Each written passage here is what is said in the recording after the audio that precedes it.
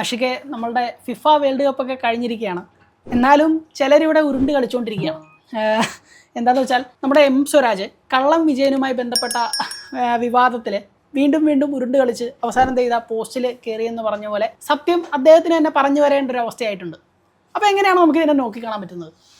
അതായത് പൊതുവേ പൊതുജനങ്ങളോട് എന്തും വിളിച്ചു പറയാം, അല്ലെങ്കിൽ എന്തും മാനിപ്പുലേറ്റ് ചെയ്യാം, അവരോട് എന്തും മോഹന വാഗ്ദാനങ്ങളും നൽകാം. പക്ഷേ അവരുടെ നേതൃത്വത്തോട്, അല്ലെങ്കിൽ ഈ ഒരു വ്യക്തി കേന്ദ്രീകരിക്കുന്ന അല്ലെങ്കിൽ പ്രതിനിധീകരിക്കുന്ന ഈ ഒരു നേതൃത്വം ഉണ്ടല്ലോ, ഇപ്പോൾ കോൺഗ്രസ് ആണെങ്കിൽ കോൺഗ്രസ്, CPM ആണ് CPM, അല്ലെങ്കിൽ BJP ആണ് BJP, അപ്പോൾ ആ ഒരു നേതൃത്വത്തോട് വ്യക്തമായിട്ടുള്ള ഒരു കാര്യം അല്ലെങ്കിൽ ശരിയുള്ള, അതായത് യാഥാർത്ഥ്യം ബോധിപ്പിച്ചില്ലെങ്കിൽ അതിൻ്റെ രീതിയിൽ കിട്ടുന്ന ഒരു പണി മറ്റൊന്നായിരിക്കും. അതുകൊണ്ട് തന്നെയാണ് പബ്ലിക്കിനോട് പറഞ്ഞത് നേരെ നേതൃത്വത്തോട് പറയാതെ ഇന്ന് നടന്ന സംസ്ഥാന സെക്രട്ടേറിയറ്റിൽ ആ യോഗത്തിൽ ദേശാഭിമാനിയിലെ VSൻ്റെ ആ ഒരു ഓർമ്മക്കുറിപ്പുമായിട്ട് ബന്ധപ്പെട്ട ലേഖനം എങ്ങനെ, അല്ലെങ്കിൽ ആ ഒരു വാരാന്ത പതിപ്പ് എങ്ങനെ ഒഴിവാക്കി, എന്തിനൊഴിവാക്കി എന്നുള്ള ഒരു വിശദമായ സത്യം ഈ ഒരു സ്വരാജ് പുറത്തേക്ക് എത്തിച്ചത്.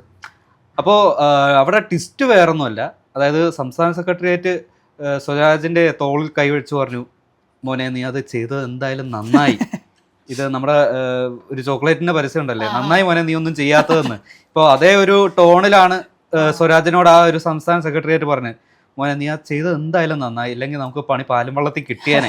അതായത് മുന്നിൽ VSനെ കുറിച്ച് വലിയൊരു ലേഖനമാണ് അടിച്ചു വന്നിരിക്കുന്നത്. അത് VS CPM എന്നുള്ള പാർട്ടിക്ക് ആരാണെന്ന് ഈ ഒരു CPM പറഞ്ഞു കൊടുത്തിട്ട് വേണ്ട ജനങ്ങൾക്ക് മനസ്സിലാവാൻ. അപ്പോൾ ഇതുപോലെ വലിയൊരു ലേഖനം വന്ന സാഹചര്യത്തിൽ ഈ ഒരു വാരാന്ത പതിപ്പിന്റെ ബാക്ക് സൈഡിൽ കിടക്കുകയാണ് കള്ളം വിജയം എന്ന രീതിയിലുള്ള ലേഖനം.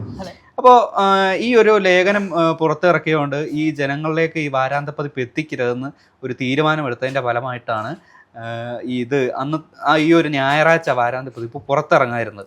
അത് അരിഹാരം തിന്നുന്ന ഏതൊരു മലയാളിക്കും മനസ്സിലാവും അത് പണി പേടിച്ച് CPM അത് പൂഴ്ത്തിയതാണ്. പിറ്റേ ദിവസം പുറത്തിറങ്ങിയ ആ ഒരു വാരാന്ത പതിപ്പിൽ ഈ ഒരു കള്ളൻ വിജയൻ എന്ന ലേഖനം കാണാനേ ഇല്ല. അപ്പോൾ അതിനും വന്നു ന്യായീകരണം, ഈ കള്ളം വിജയൻ എന്നുള്ളൊരു ലേഖനം ഉണ്ടെന്ന് നിങ്ങളോട് ആരാ പറഞ്ഞത്? ഈ ദേശാഭിമാനികൾ കൊടുക്കാവുന്ന ലേഖനങ്ങൾ എന്തൊക്കെയാണെന്ന് ഞങ്ങളാണ് തീരുമാനിക്കുന്നത്. എഡിറ്റോറിയൽ ബോർഡ് അറിയാതെ ഇതുപോലെ ഒരു ലേഖനം കൊടുക്കാൻ ആരുടെയും തലയ്ക്ക് ഓളമൊന്നുമില്ലെന്ന് വലിയ വിശദീകരണമായി റെസിഡന്റ് ഡയറക്ടർ വന്നിരുന്നു. അപ്പോൾ റെസിഡന്റ് ഡയറക്ടർ പറഞ്ഞതിന് തിരിച്ച് വിപരീതമായിരുന്നു മറ്റുള്ളവർ പറഞ്ഞത്. അതായത് ഈ റെസിഡന്റ് ഡയറക്ടർ തന്നെ, അല്ലെങ്കിൽ ഒരു CPM പ്രവർത്തകർ തന്നെ ദേശാഭിമാനി വായിക്കില്ല എന്നുള്ളതിൻ്റെ ഒരു പ്രധാന ഉദാഹരണമായിരുന്നു അത്. അതായത് അദ്ദേഹത്തിന് ഈ ദേശാഭിമാനി പത്രവുമായിട്ട് യാതൊരു ബന്ധം പോലും ഇല്ല എന്നുള്ളതിന്റെ ഒരു എക്സാക്ട് തെളിവായിരുന്നു അന്നാ വന്നത്. അതായത് പ്രസിഡന്റ് ഡയറക്ടർ ഈ ഒരു ലേഖനം കാണണമെന്നില്ല, അദ്ദേഹം കാണാത്തതുകൊണ്ട് അത് ഇല്ല എന്ന അർത്ഥമില്ലല്ലോ. അതെ.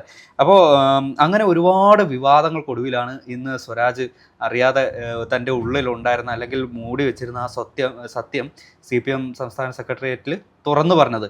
പക്ഷേ ഈ ഒരു സെക്രട്ടേറിയറ്റ് യോഗത്തിന് പങ്കെടുക്കാൻ വേണ്ടി ആ ഒരു ഹാളിലേക്ക് കടക്കുന്നതിന് മുമ്പ് മീഡിയാസിനോട് ചോദിക്കുകയാണ്, നിങ്ങളുടെ എഡിറ്റോറിയൽ യോഗത്തിന് ഒരുപാട് വഴക്കുണ്ടായിട്ടില്ലേ, അല്ലെങ്കിൽ ഇതുപോലെ പല അഭിപ്രായ വ്യത്യാസങ്ങളും ഉണ്ടായിട്ടില്ലേ, അപ്പോഴൊന്നും ഞങ്ങൾ ഇടപെടാൻ വന്നിട്ടില്ലല്ലോ, ദേശാഭിമാനി അങ്ങോട്ട് ഇടപെടാൻ വന്നിട്ടില്ലല്ലോ, അപ്പോൾ ഇങ്ങോട്ട് ആരും ഇടപെടാൻ വരണ്ട, ഈ ഒരു എഡിറ്റോറിയൽ കാര്യത്തിലോ മറ്റുള്ളവൻ തലയിടാൻ വരണ്ട, അതിന് നിങ്ങൾക്ക് അധികാരമില്ല, ഇവിടെ എന്ത് വേണമെന്ന് ഞങ്ങൾ തീരുമാനിക്കും എന്ന രീതിയിലുള്ള പുലിയായാണ് സ്വരാജ് അകത്തേക്ക് പോയത്. പക്ഷെ നടന്നത് നേരെ തിരിച്ചാണെന്നാണ് മാത്രം.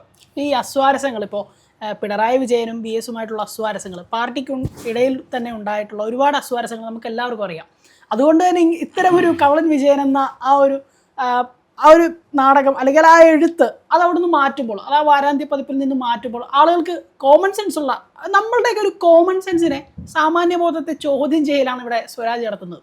കാരണം അത്തരമൊരു കാര്യം അവിടെ മാറ്റുന്നുണ്ടെങ്കിൽ അതെന്തുകൊണ്ടാണെന്ന് എല്ലാവർക്കും അറിയാം. VSൻ്റെ ആ ചരമ ദിവസം, അല്ലെങ്കിൽ ആദ്യത്തെ ഓർമ്മ ദിവസം തന്നെ അതങ്ങനെ ഒരു ഇത് മാറ്റുന്നുണ്ടെങ്കിൽ, ആ ഒരു എഴുത്ത് മാറ്റുന്നുണ്ടെങ്കിൽ അതിൻ്റെ ഏറ്റവും പ്രധാന കാരണം നമുക്കറിയാം, ഇവർ തമ്മിലുള്ള അസ്വാരസ്യങ്ങളായിരുന്നു. അല്ലെങ്കിൽ കള്ളൻ വിജയൻ എന്നത് ആ പാർട്ടിയുടെ നാണക്കേടിനെ, ഇപ്പോൾ പ്രതിപക്ഷ നേതാവ് ഇപ്പോൾ തോറ്റു പരാജയപ്പെട്ടിരിക്കുന്ന ഒരു അവസ്ഥയും കൂടെ ആണെന്ന് അറിയാലോ, അല്ലെങ്കിൽ പ്രതിപക്ഷത്തിരിക്കുന്ന 33 സീറ്റിലേക്കാണ് പോയിരിക്കുന്നത്. അത്തരമൊരു സാഹചര്യത്തിൽ ഇപ്പോൾ എല്ലാ ഭാഗത്തു നിന്നും ഒരു വെല്ലുവിളികളും, അല്ലെങ്കിൽ എല്ലാ ഭാഗത്തു നിന്നും അവഗണന കിട്ടിയിരിക്കുന്ന സമയത്ത് ഈ കള്ളൻ വിജയൻ എന്ന ഒരു ഇതും കൂടെ കൊടുക്കുകയാണെങ്കിൽ, ആ ഒരു എഴുത്തും കൂടെ കൊടുക്കുകയാണെങ്കിൽ ഇവിടെ സംഭവിക്കാൻ പോകുന്ന കാര്യം ആളുകൾക്ക് അത് കാര്യം മനസ്സിലാവും. ഇതിൽ ഇത്ര കിടന്ന് ഉരുളേണ്ട ആവശ്യം ഉണ്ടായിരുന്നോ? അതായത് ഈ ഒരു ലേഖനം പബ്ലിഷ് ചെയ്താൽ പോലും, അല്ലെങ്കിൽ പബ്ലിഷ് ചെയ്താലും ചെയ്തേക്കും, പബ്ലിഷ് ചെയ്തില്ലേലും കേത്തേക്കും. എന്നാ പിന്നെ ഈ ലേഖനം കയറണ്ട എന്ന് വിചാരിച്ചാണ് പബ്ലിഷ് ചെയ്തത്. പക്ഷെ അതിനപ്പുറത്തെ ഓവർ ഹൈപ്പ് ആയിപ്പോയി ഇതുപോലത്തെ ദേശാഭിമാനി ചെയ്തു വെച്ച ആ ഒരു മണ്ടത്തരത്തിന്. അത് മാത്രമല്ല, ഇപ്പോൾ ഇത് ശരിക്കും പറഞ്ഞാൽ കാലം കാത്തു വെച്ച കാവ്യനീതി എന്ന് വേണമെങ്കിൽ പറയാം. അതായത് വിഷ്ണു പറഞ്ഞിരുന്നു VS-ഉം അല്ലെങ്കിൽ പിണറായി വിജയനും തമ്മിലുള്ള ഒരു എന്താ പറയാ അസ്വാരസ്യം ഉണ്ടായിരുന്നു. അതേസമയം സ്വരാജ് VS-നെ എന്താണ് വിശേഷിപ്പിച്ചത് എന്ന് പറയേണ്ട കാര്യമില്ലല്ലോ. അതായത് പൊളിറ്റിക്കൽ എൻകൗണ്ടർ ചെയ്യണം, അല്ലെങ്കിൽ ഇതുപോലെ വലിയ ഒരു ഗുരുതരമായ രീതിയിൽ തള്ളി പറഞ്ഞ ഒരു നേതാവായിരുന്നു എം സ്വരാജ്. അതും VS-നെ പോലുള്ള ജനനായകനെ. ഈ സ്വരാജ് റെസിഡന്റ് എഡിറ്റർ ആയിട്ടിരിക്കുന്ന ആ ഒരു കാലഘട്ടത്തിൽ VS-നെ കുറിച്ച് വലിയൊരു നെടുനീളൻ ലേഖനം വരികയാണ്. അത് പൊതുജനങ്ങളോട്, അല്ലെങ്കിൽ VS-ന്റെ മൂല്യങ്ങളെല്ലാം ഉയർത്തിപ്പിടിച്ചുള്ള വലിയൊരു ലേഖനം. അത് റെസിഡന്റ് എഡിറ്റർ ആയിട്ടിരിക്കുന്നത് ആരാ? ഈ VS അച്യുതാനന്ദനെ ഇത്രയേറെ വിമർശിച്ചത് എം സ്വരാജ്. അപ്പോൾ മനസ്സിലാക്കാം, ഈ ഒരു ലേഖനം VS-ന്റെ ലേഖനവും നന്നായിട്ട് കൊണ്ടിട്ടുണ്ട്. കള്ളം വിജയൻ എന്ന ലേഖനം മറ്റൊരു കൂട്ടർക്കും നല്ല രീതിയിൽ ഡാമേജ് വരുത്തിയിട്ടുണ്ടെന്നുള്ള കാര്യത്തിൽ വേറെ സംശയമൊന്നുമില്ലല്ലോ. അത് മാത്രമല്ല, ഇപ്പോൾ ഇത് എഴുതിയ ലേഖനം തന്നെ ഈ ഒരു ഫീച്ചർ ഫേസ്ബുക്കിലൂടെ പുറത്തുവിട്ടിട്ടുണ്ട്. അപ്പോൾ ഈ ഒരു പുറത്തുവിട്ടതിലൂടെ അത് വായിച്ച് ഈ ലേഖനം എന്തിനെക്കുറിച്ച് ഉള്ളതാണ്, ആരെക്കുറിച്ച് ഉള്ളതാണ്, പക്ഷേ ഇവർ വിചാരിക്കുന്ന രീതിയിലുള്ള ലേഖനമൊന്നുമല്ല. ജസ്റ്റ് ആ ഹെഡിങ്ങിന്റെ ഒരു ഇഷ്യൂ മാത്രമാണ് ഈ ഒരു കോലാഹലം മുഴുവൻ ഉണ്ടാക്കിയത്. അപ്പോൾ ശരിക്കും ആ ഒരു നാടകത്തിലെ, അല്ലെങ്കിൽ ഈ ലേഖനത്തിലെ കഥാപാത്രത്തിനെ ഈ കള്ളൻ എന്ന് വിളിക്കുന്നത് അദ്ദേഹത്തിന് അഭിമാനമാണ് എന്നാണ് ഒരു കൊടുത്തിരിക്കുന്ന ഇന്റർവ്യൂവിൽ പറയുന്നത്. അപ്പോൾ അതുപോലെ കാര്യങ്ങളെല്ലാം ഉൾക്കൊള്ളുകയാണ് ഈ ഒരു ലേഖനം നൈസായിട്ട് ദേശാഭിമാനിയെ വെട്ടിച്ചുരുക്കി അങ്ങോട്ട് പബ്ലിഷ് ചെയ്ത്. കൂടാതെ ഈ മാധ്യമധർമ്മത്തിനെ കുറിച്ച് ഒരുപാട് വീമ്പ് പറയുന്ന ദേശാഭിമാനി, അല്ലെങ്കിൽ റെസിഡന്റ് എം സ്വരാജ്, അതേ ഒരു കാര്യം ആലോചിക്കണം. ഈ കുറച്ച് മാസങ്ങൾക്ക് മുമ്പ്, അല്ലെങ്കിൽ ഒന്നോ രണ്ടോ കുറച്ച് വളരെയേറെ ആഴ്ചകൾക്ക് മുമ്പ് വിഴിഞ്ഞം പദ്ധതിയെക്കുറിച്ച് ദേശാഭിമാനി 2-3 ദിവസങ്ങൾ ഡിഫറൻസിൽ ഒരു വാർത്തകൾ ചെയ്യുന്നു, 2 വാർത്ത ചെയ്യുന്നു. അതായത് വിഴിഞ്ഞം പദ്ധതി എന്ന് പറഞ്ഞത് LDF സർക്കാർ കൊണ്ടുവന്ന ഏറ്റവും വലിയ സ്വപ്ന പദ്ധതിയാണ്, കൂടുതൽ വാതായനങ്ങൾ തുറക്കുന്നു എന്ന രീതിയിൽ ആവോളം വിഴിഞ്ഞം പദ്ധതി അത്രയേറെ പ്രൊമോഷൻ ചെയ്ത് വാർത്ത കൊടുത്ത് അവസാനം ഈ ഒരു CPM നേതൃത്വം, അല്ലെങ്കിൽ പിണറായി വിജയൻ ഉൾപ്പെടെ എല്ലാവരും വിഴിഞ്ഞം പദ്ധതിയുടെ ഓഹരി കരാറിനെ അതിനെല്ലാം തള്ളിപ്പറയുന്ന സാഹചര്യം വന്നപ്പോൾ പിറ്റേ ദിവസം വന്നു മറ്റൊരു ലേഖനം.